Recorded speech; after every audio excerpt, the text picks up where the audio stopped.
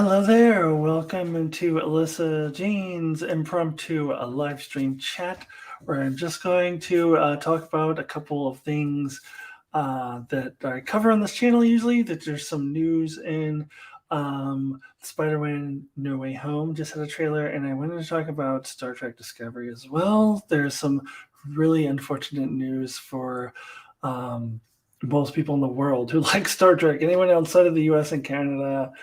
Um, Originally, I was going to do that. I was planning to do this, and I was going to call this the Spider-Man No Way Home trailer reaction. And just kind of react to um, all of the reaction videos that I watched yesterday for the Spider-Man No Way Home trailer. I ended up going down this rabbit hole of trailer reaction videos. And when I say reaction to the reaction, I'm not going to do a typical reaction video where I sit there and watch it, a reaction video, and you see it on the screen and I talk about it. I mean, I was just going to sit here and talk about them, and I'm still going to do that, as well as give my own thoughts on the trailer. And then I do want to talk about the Star Trek news, which really sucks. Not for me because I'm in the US, but it actually does suck for me because a lot of my subscribers and loyal followers are in other parts of the world. So, they won't be able to watch my reviews on Discovery without being spoiled unless they want to pirate it, which I would suggest you pirate it. But we'll get to that. I'll get to that later. Let's start with the Spider-Man No Way Home trailer. So I watched the trailer, and then I watched a couple reactions. Actually, I think I ended up watching one of them live as it was happening. It was a live stream reaction. And I watched a couple of the reactions from channels that I normally watch, Cosmic Wonder, Everything Always. And then on my feed, then the algorithms would decide that I like to watch reaction videos of Spider-Man No Way Home. So they started showing up on my feed. So I kept watching all these other ones, all these ones of channels I've never heard of. But I went down this rabbit hole of watching it. It was just so fun, and they made me happy. So as a result, I ended up watching the trailer to that movie 100 times because I just could not stop watching these reaction videos because people are just so pumped for this movie. Everybody was like, oh my God, it's the lizard! Oh my God, it's Sandman! Ah! It was really fun to watch. Just video after video of people flipping out. People were most flipping out about the villains, of course, from the other movies, and people were also making a kind of big deal about the black Spider-Man suit. We're like, oh, wow, that suit! Wow! Yeah, and just all over the trailer, actually. If you haven't seen it yet, once I've finished recording this, I think I'll go back and I'll put the link in the description below. If you care about that film at all, you would have seen the trailer by now. But I'll put a link to it in the description below in case you want to see it, because I am going to talk about it. But yeah, it was fun. It was fun to watch all these reactions. I don't know, it just made me happy. But then I found one dude who was just like, yeah. It was just kind of nodding and smiling along. He didn't really get any big reactions. I was like, well, that dude sucks. What's the fun of that? You have to go, oh my God, it's the Green Goblin! Ah! You have to do that. I don't know. Obviously, I don't do reaction videos like that. But if I did, I would have kind of feel obligated to flip out a little bit. You gotta show some enthusiasm. Not just it's like, oh, come on. That's lame. You've gotta shout. Now, as for my actual reaction myself, I wasn't recording myself, so you can't see it, but I wasn't shouting like, oh my God, it's the Green Goblin! But I was pumped. I will say that trailer got me pumped for this film. I think that my first impression is that it was a very effective trailer. And it's hard to know that for certain until I see the film itself and see all the context. But what I think the trailer did, and I won't know this until I see the film, is that it managed to show enough to get people pumped, but didn't show anywhere near too much. Like, I really feel that there is a lot that didn't make this trailer. And actually, there's one thing in particular, two things in particular that I know didn't make the trailer that I'll talk about in just a minute.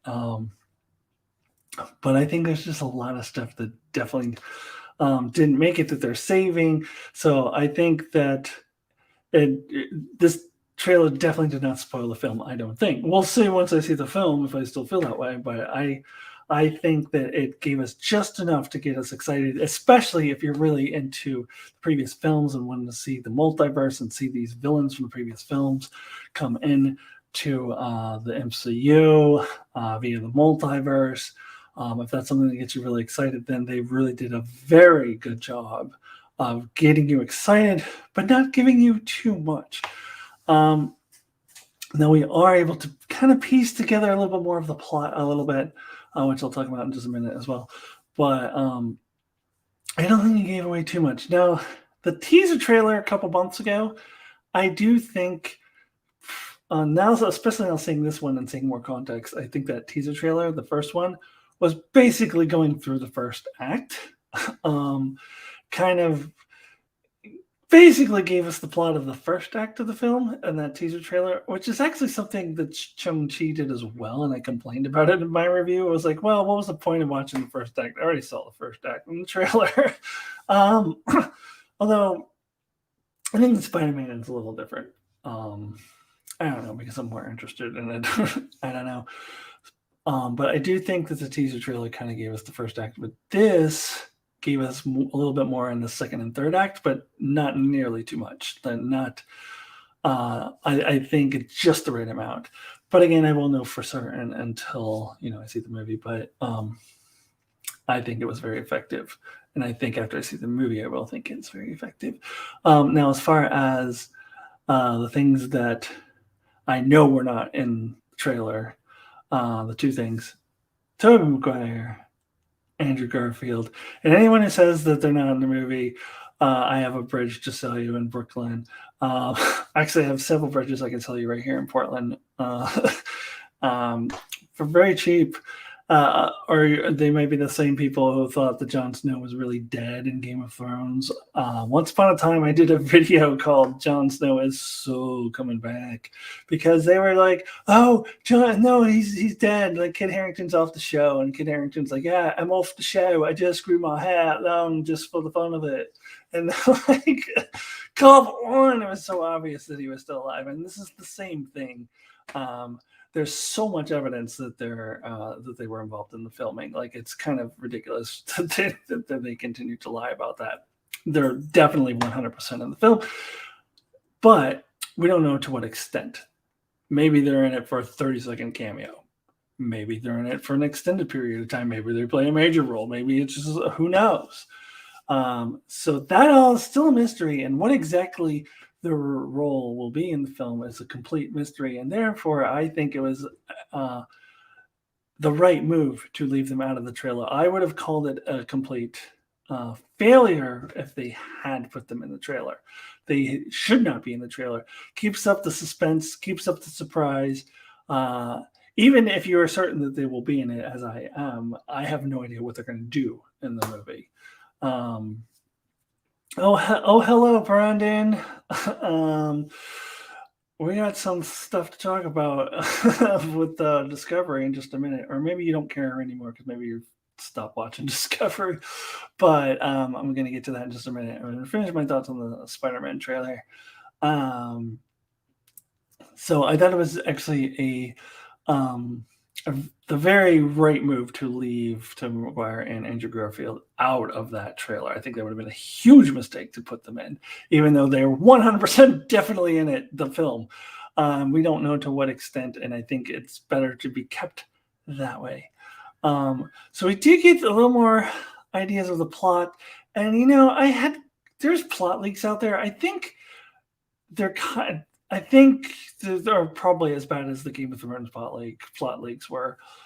You could probably, if you really want to, know the whole plot of the film right now, and I don't want to, but I have accidentally had a few little tidbits seep into my brain somehow by accident, and some of the little details that I did glean from the plot do go along with this trailer, and you're able to glean that just from the trailer. You don't need to have heard anything about the plot leaks, but they do align, and that is that it looks as though the Tom Holland Peter Parker would like to save those villains, because the villains come to the MCU universe. I guess the MCU, not that would be Marvel Cinematic Universe, but whatever, that universe. At the point of their death, they come to that universe, and Tom Holland Spider-Man feels bad for them that they were killed by other Spider-Men, and there's to send them back is just to kill them, and he wants to find another way to save their universe. Doctor Strange keeps saying, no, they're destroying our universe, we have to send them back, and Tom Holland, I don't think disagrees with that, but I think wants to find a way to do it which doesn't kill them. And it's very, very interesting. I find this very interesting. So I really expect this to be a good film. Unfortunately, my expectations are sky high. I mean, if this should very easily at least be the best Phase 4 film so far.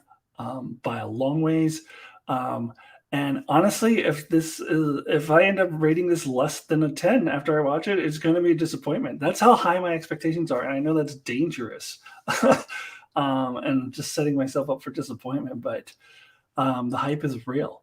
But it's got a lot of things going for it, and it's not just because they're bringing in villains from the other movies and the Spider-Man from the other movies. But that is part of it. Having the multiverse, the Spider-Verse, if you will, in live action is very exciting. But it's also because I trust Kevin Feige, because Tom Holland is the best Spider-Man. He's the best Peter Parker. In my opinion, the MCU Spider-Man films are the best Spider-Man films, even better than Into the Spider-Verse. So Into the Spider-Verse is a great film, but it's still a kid's film. So I'm hoping that this will be Into the Spider-Verse for adults. That's what I would like to see. And I love Tom Holland, and I think he's the best Spider-Man. He's the best Peter Parker. And the MCU films are the best Spider-Man films. So I have sky high expectations for it, which could just so easily come crashing down to earth, but so be it. Those expectations are there, and all the hype around it, the trailers, and Kevin Feige and all of them are causing that to happen. So what they say, we'll see. We'll see if it ends up being disappointed. We got about a month left before it premieres, so we'll see. Okay. Moving topics. Let's switch topics. So Star Trek Discovery here in the United States does premiere tomorrow, which actually, if I wanted to, I could stay up till midnight and watch it, but I'm not going to.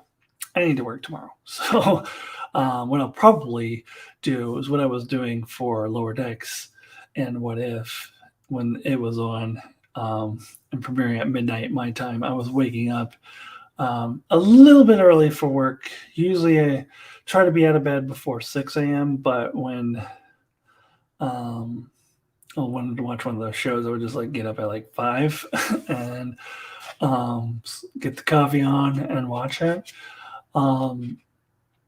So that's probably what I'll do for Discovery. And then Prodigy I'll watch when I get around to it. Prodigy. But boy, I probably will watch it tomorrow morning. And I can do that because I'm in the United States. And then I will review it tomorrow. So the big news for the international fans is that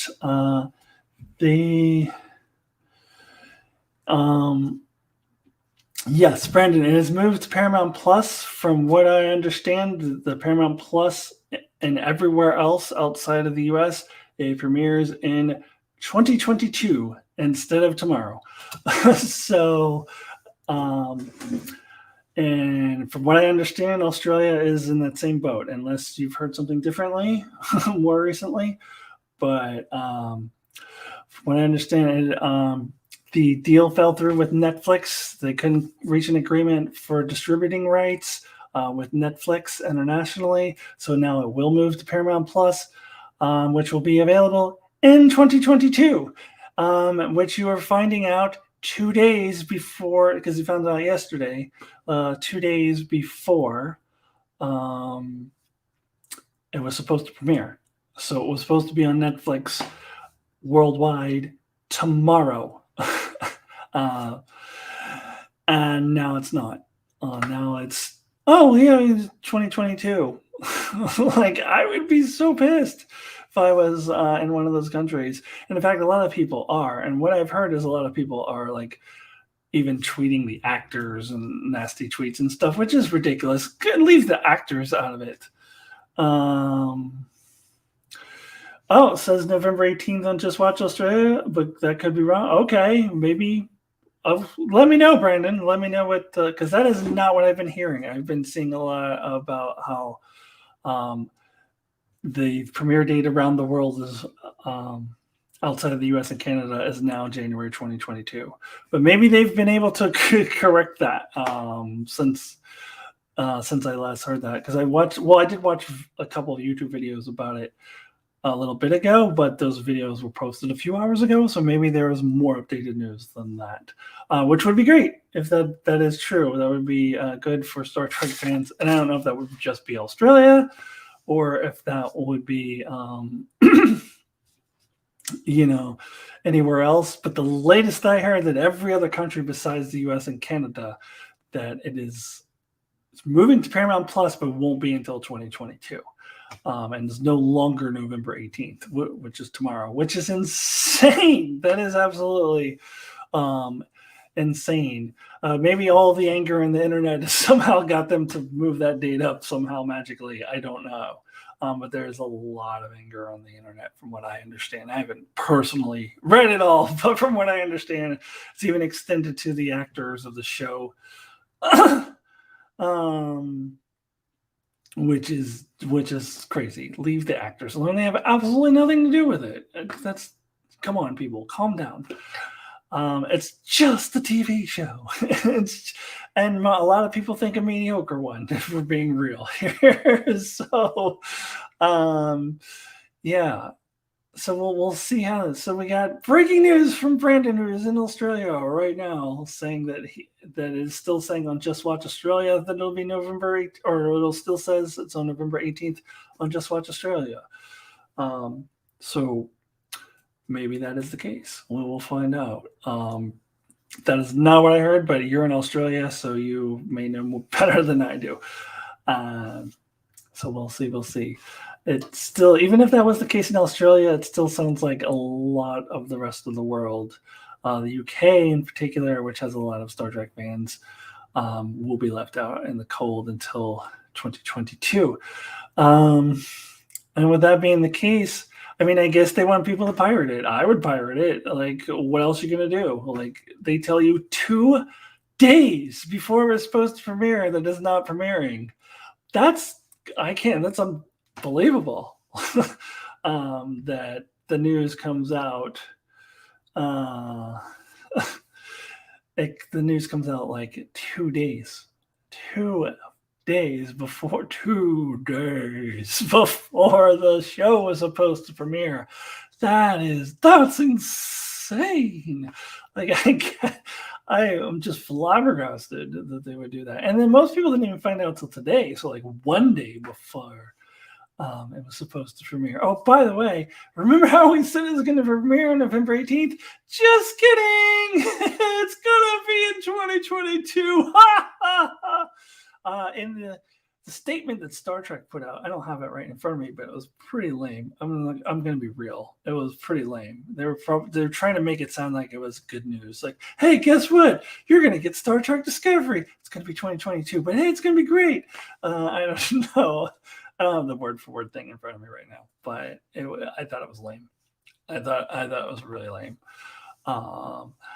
I'm glad that I still get to watch it, but I think that a lot of the people who would otherwise be watching my videos aren't going to be able to without being spoiled, or just pirate the damn thing. That's what I would do, because they're asking for it. Why wouldn't you? What else are you going to do? Brandon says, when you're that passionate about something, it's never just a show. But it is just a show. I'm really passionate about it. It's still just a show for me. So, and Mark says, honestly, I'm prioritizing watching and reviewing Prodigy over Discovery. I'm not really interested in season 4. I'll watch more out of curiosity or obligation. Prodigy kind of sucks. I'm sorry. Like, I knew it was going to suck, and it does suck. So I am Discovery by a million miles over Prodigy. I'm just not even interested in Prodigy. And the other thing Prodigy is doing is apparently taking a break after next week and not coming back till 2022, which I think is a huge mistake, because hopefully you would think the show would get better as it moves along. You would hope. You can only hope that Prodigy gets better. So to take a break before it gets better for like a couple months, that's kind of dumb. I don't think that's a smart decision at all on the part of Prodigy. But I was never looking forward to Prodigy, and it has lived up to my low expectations. I don't think it's very good at all. I thought the first episode was okay.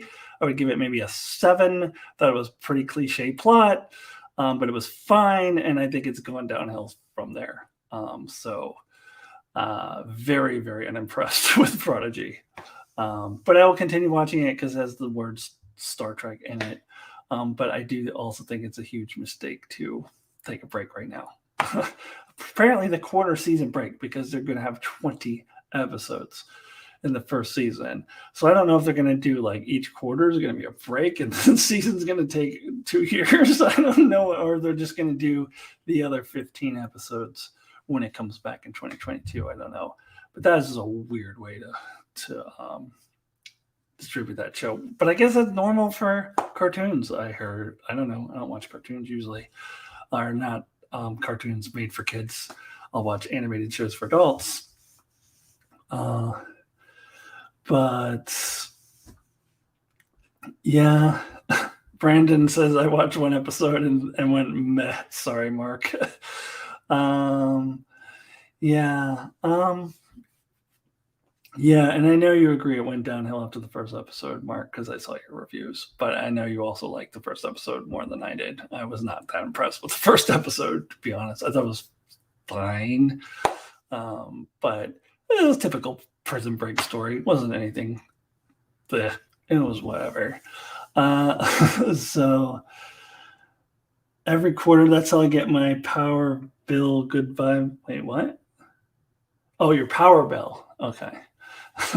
Yeah, I don't think that they would do it that way, like just divide it every quarter and then take a couple months off after every 5 episodes. That would be just so weird. So I would hope they would just drop the other 15. I think it's weird that they're even taking a break after 5 episodes. That's weird. That's weird, wild stuff. Weird, wacky stuff. Anyway, okay. Mark says I heard it's going to take a break. Show 5 episodes, take another break, then the remaining 10. Okay. Yeah. Okay. That would make sense, I guess. I mean, if you're going to take breaks at all, I guess that makes more sense than to take every 5 episodes. It would make more sense to do it that way. I don't think they should be taking a break after 5. I understand it's a kid show, and maybe that's a normal thing that Nickelodeon shows do, but you also got to understand that there are adults watching this because it's a Star Trek show, so you can't, I don't know, that's weird. Brandon says too Star Warsy for me, Alyssa.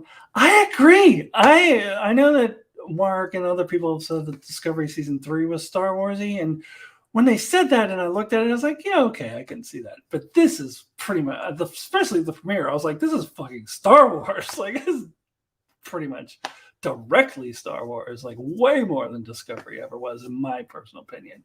But it didn't bother me though. I was okay with that. I don't care if it's like Star Wars, because I like Star Wars, so I didn't really care about that. But I hear you, Brandon. That was like number 100 on my list of complaints about this show. It was way.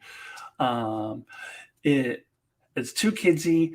The lead character is freaking obnoxious. Like, he's the worst character in Star Trek, period. And it's the lead character.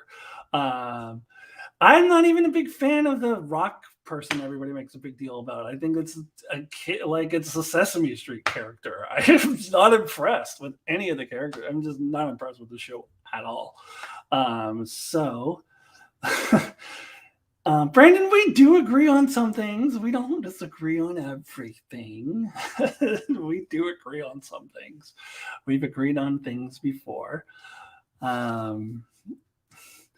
Zero is the best.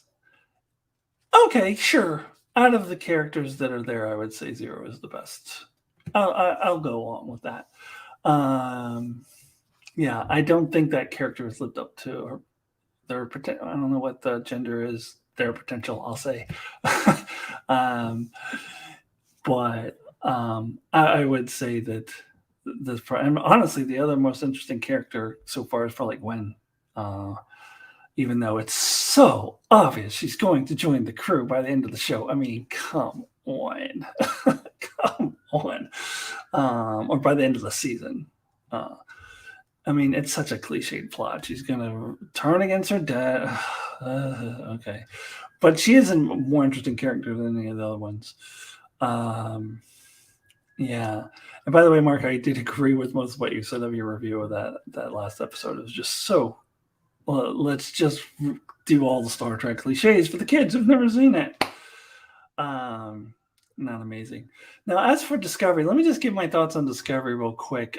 I've always been higher on it than Mark has been, but at the same time, I'm also like disappointed in the trailer in that it seems to be yet another season-long mystery or season-long like big enemy that they have to fight. I think that has not been working well for them. It's just become tiresome, so I'm just kind of disappointed that they're doing that again. I will still watch it, but there's still a lot of things I love about it. I love it visually. I love the uniforms. I love that they're able to have this future and they can drop in these Easter eggs in the same way that Lower Deck drops in Easter eggs. You can be like, oh, look at this! It's cool. There's a Ferengi's. Oh my God!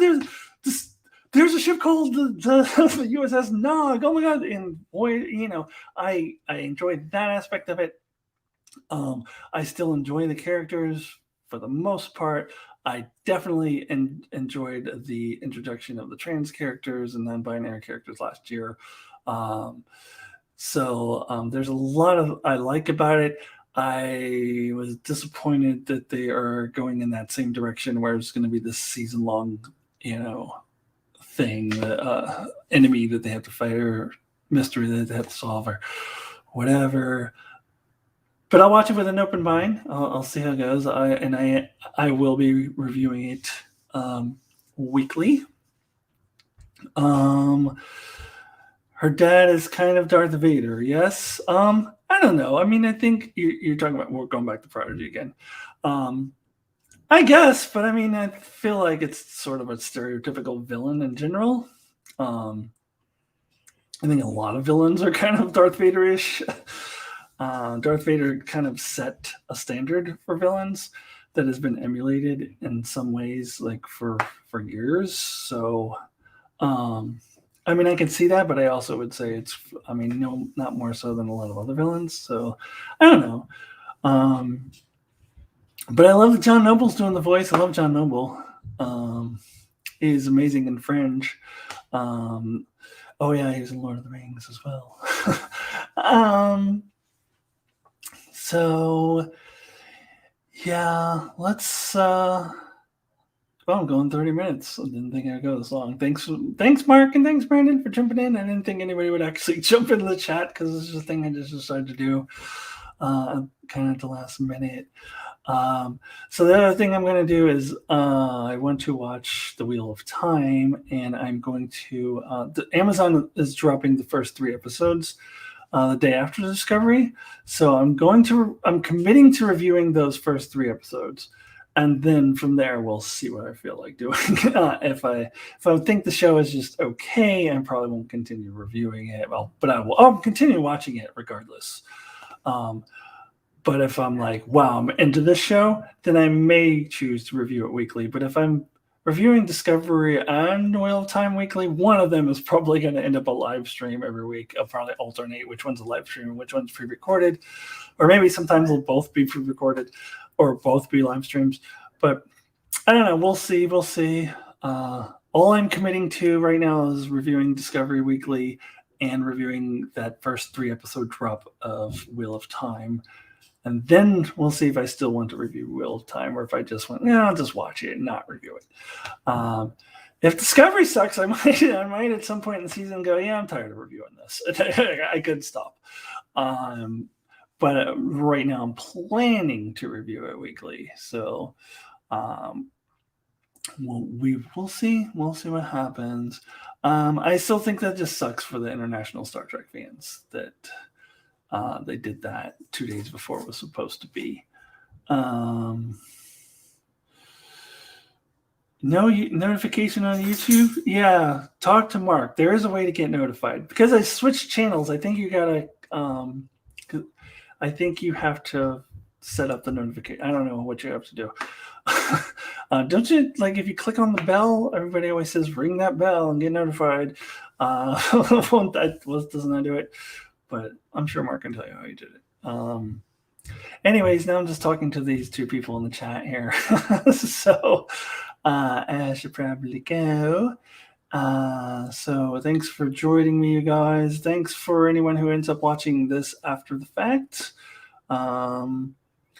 And the archives, I will see you tomorrow. Tomorrow I am going to do my Discovery episode 1 review. My Wheel of Time review will probably be out over the weekend sometime. And then I'll be back weekly for those. And I have other things. You look at my channel, I have a calendar video. It has the whole thing, like what I'm doing this month. Click on the bell. It says you have clicked on the bell. I don't know. Try that again. You should be getting notified. All right. Anyways, thank you guys for joining me. I will see you all tomorrow with my Discovery Season 1 episode, or Season 4, Episode 1 review tomorrow. All right. Bye, everybody.